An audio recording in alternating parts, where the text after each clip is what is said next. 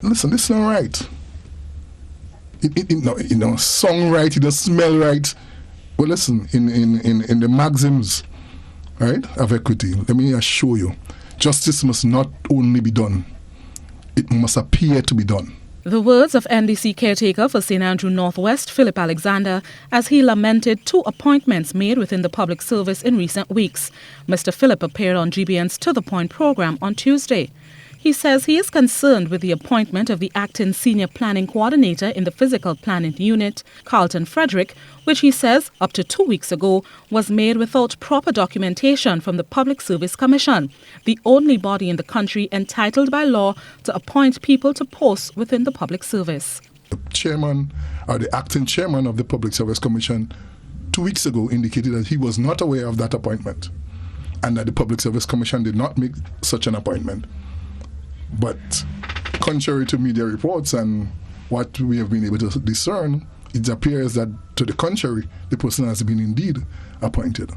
GBN reached out to Mr. Frederick at the Physical Planning Unit within the Ministry of Finance on Wednesday, but was told he was in office but unavailable for comment, and GBN should contact the Permanent Secretary's office for further information. When contacted, an employee in the office of the Permanent Secretary confirmed that Mr. Frederick is the acting senior planning coordinator in the Physical Planning Unit. However, Press Secretary to the Prime Minister, Philomena Robertson, in a telephone conversation on Wednesday, said up until news time she was not aware of any appointment bestowed to Mr. Frederick within the Physical Planning Unit of the Ministry of Finance. When also contacted on Wednesday, Chief Personnel Officer in the Public Service Commission said she had nothing to say on the issue, while the chairperson of the PSC, Beryl Isaac, is only in office on Mondays for the weekly meeting. Mrs. Isaac's appointment as chairperson of the PSC is also of concern to Mr. Phillip. Here we have someone who was head of one branch, directly in communication with and acting in accordance with the executive, and then the other arm of government, the administration, which is supposed to be headed and by a different person. We are asking such a person to just within a week and a half, probably 2 weeks max. 6 days. Oh Lord, it's even less than a week to head up. That is inconsistent with the democracy that we're supposed to be practicing. The Constitution specifically debars someone from holding the position of head of the commission to move to the cabinet secretary.